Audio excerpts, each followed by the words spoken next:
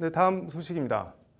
제보 조작 사건을 수사해온 검찰이 국민의당 공명선거추진단 수석 부단장이었던 김성호 전 의원과 부단장이었던 김민원 변호사를 허위사실 공표 혐의로 불구속 기소하는 것으로 수사를 마무리했습니다. 대선 후보였던 안철수 전 국민의당 대표와 박지원 전 대표, 이용주 의원 등 이른바 윗선은 범행에 관여하지 않은 것으로 결론냈습니다.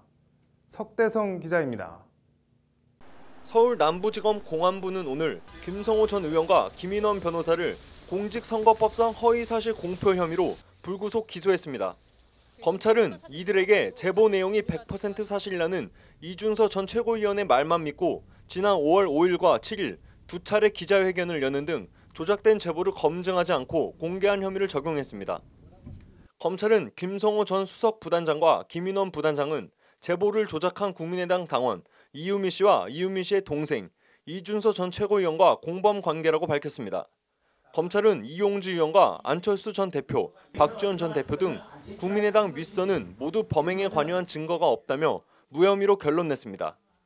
검찰은 공명선거단장이었던 이용주 의원에 대해 조작 제보 문건을 부단장들에게 넘겨준 건 맞지만 구체적으로 관여했거나 허위란 점을 인식하고 이런 행위를 했다고 볼 만한 증거는 없었다고 설명했습니다. 또 이준서 전 최고위원과 이른바 36초 통화를 했던 박지원 전 대표에 대해서는 증거가 있어야 소환 여부를 결정하는데 혐의를 인정할 만한 증거가 없다고 밝혔습니다. 검찰은 안철수 전 대표의 개입 여부에 대해서도 충분한 조사를 했으나 그가 제보 자료의 허위성에 대한 의심을 가능케 할 보고나 자료 전달을 받았다는 증거가 없다고 밝혔습니다. 이로써 한 달여 동안 끌어온 제보 조작 사건은 이미 기소된 이유미 씨와 이준서 전 최고위원, 이유미 씨의 남동생 등 모두 5명을 재판에 넘기는 것으로 일단락됐습니다. 이른바 윗선은 없다는 검찰 수사 결과 그럼에도 대선 승리에 매몰돼 정치 경험이 전무한 30대 남매에게 국민의당이 농락당했다는 비판은 안철수 전 대표에게 두고두고 정치적 부담으로 남을 것으로 보입니다. 법률방송 석대성입니다.